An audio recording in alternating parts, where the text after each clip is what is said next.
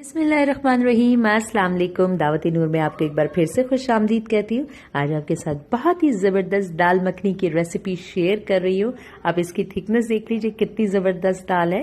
इसके साथ ही आपसे रिक्वेस्ट है, अगर आप चैनल पर नए हैं तो काइंडली चैनल को सब्सक्राइब कर लीजिए और पास वाले बेल आइकन पर भी प्रेस कर दीजिए ताकि आपको लेटेस्ट वीडियोज़ की नोटिफिकेशन टाइम से मिलती रहे।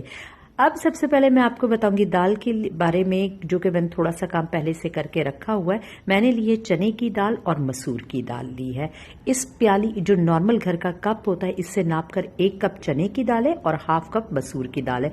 दोनों को अच्छी तरह से धोया मैंने 3 पानी से और आधे घंटे के लिए भिगो कर रख दिया और फिर मैंने इसे बॉईल कर ली यहाँ तक कि अच्छी तरह से वेल डन कुक हो जाए, हाफ टी स्पून नमक के साथ। अब जब ये प्रिपेयर हो गया, मैंने वॉक में लिया है हाफ कप के करीब ऑयल। आप देसी घी में बनाएंगे तो क्या ही बात होगी इसकी। और एक मीडियम साइज की प्याज है, इसे बारीक मैंने यूं काट लिया है।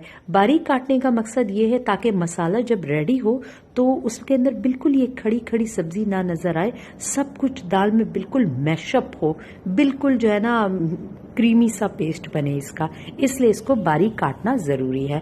अब जब इसका कलर थोड़ा सा लाइट ब्राउन की तरफ चला जाएगा, अब 1 टेबलस्पून भर के मैं इसके अंदर अदरक लहसुन का पेस्ट शामिल कर दूंगी।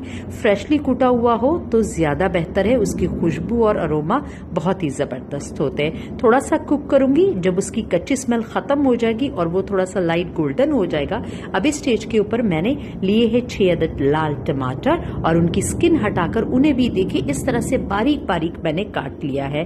बारीक काटने का मकसद फिर वही है ताकि मसाला अच्छी तरह से मैश होकर बन सके।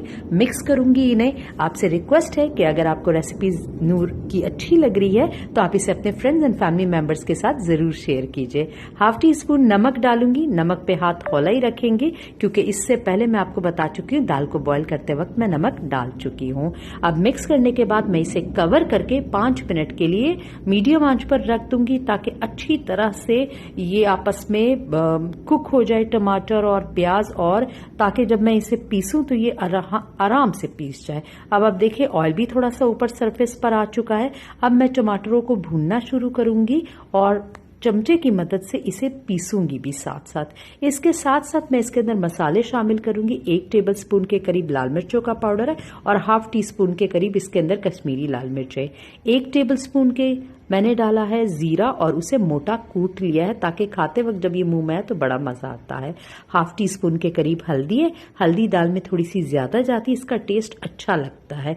मसालों की मिकदार को आप अपने घर में बच्चों के लिहाज से कम ज्यादा कर सकते हैं, जिस तरह से आपको पसंद हो। अब टमाटरों को पीसती भी चली जाऊंगी और साथ ही साथ मसालों की भुनाई भी हो जाएगी। अब तकरीबन 2 से 3 मिनट बाद पिसाई के बाद मसाले अच्छी तरह से भून गए। ऑयल देख लीजिए जबरदस्त तरीके से ऊपर आ चुका है। मसाला अल्हम्दुलिल्लाह कंप्लीटली भूना जा चुका है। अब जो दाल मैंने बॉईल करके रखी थी वो इस तड़के के अंदर शामिल कर दूंगी और इसे मिक्स करूंगी। इस तरह से दाल बनाने एक जो तड़का पहले भूनकर तो बहुत जबरदस्त टेस्ट डेवलप होता है। हाफ गिलास के करीब मैं इसके अंदर पानी शामिल कर दूंगी और दोबारा इसे मिक्स करूंगी। आपको अगर पतली दाल लगती है तो अच्छी लगती है तो ज्यादा पानी डालिएगा। ये वाली दाल थोड़ी सी थिक ही अच्छी लगती है दाल मखनी। तो अब मैं इसे कवर करके 5 मिनट के लिए पकाऊंगी। ज्यादा तेज आंच पे नहीं, वरना दाल नीचे लग सकती है। बस मीडियम आंच पे, मीडियम टू लो आंच पर पकाइएगा। अब 5 मिनट पकने के बाद मैं आपको दिखा रही हूँ किस तरह से अल्हम्दुलिल्लाह तमाम मसाला मैशअप हो चुका है। कोई चीज अलग नहीं नजर आ रही, ना इसका पानी अलग नजर आ रहा है। बिल्कुल ब्लेंडेड दाल कंप्लीट हो चुके। अब मैं इसके अंदर डालूंगी 2 से 3 टेबल स्पून के करीब फ्रेश क्रीम और ये डालने के बाद इसका जायका बहुत ही ज्यादा रिच और क्रीमी हो जाता है और खाते वक्त आपको जो क्रीम का फ्लेवर महसूस होता है बहुत ही जबरदस्त लगता है। इसे मिक्स करने के बाद हाफ टी स्पून के करीब मैं इसके अंदर गरम मसाला पाउडर शामिल कर दूंगी। ये गरम मसाला और अदरक और ये चीजें जो इसके अंदर जाएगी, ये आजकल जिस तरह से फ्लू का वायरस फैला उसके लिए भी बहुत ही जबरदस्त है।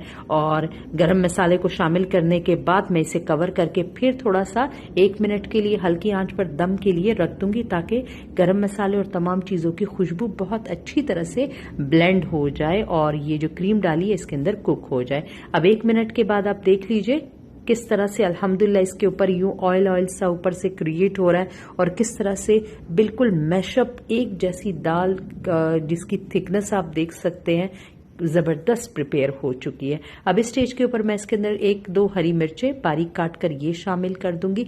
इससे इसके अंदर टेस्ट भी अच्छा आएगा और खुशबू भी बहुत ज़बरदस्त हो जाएगी। बस और क्या, अल्हम्दुलिल्लाह हमारी दाल कंप्लीटली कुक और डन हो चुकी। अब इसके ऊपर मैंने थोड़ा सा धनिया, अदरक और मक्खन डाल दिया और प्याज के लच्छों के साथ इसे सर्व कर दिया।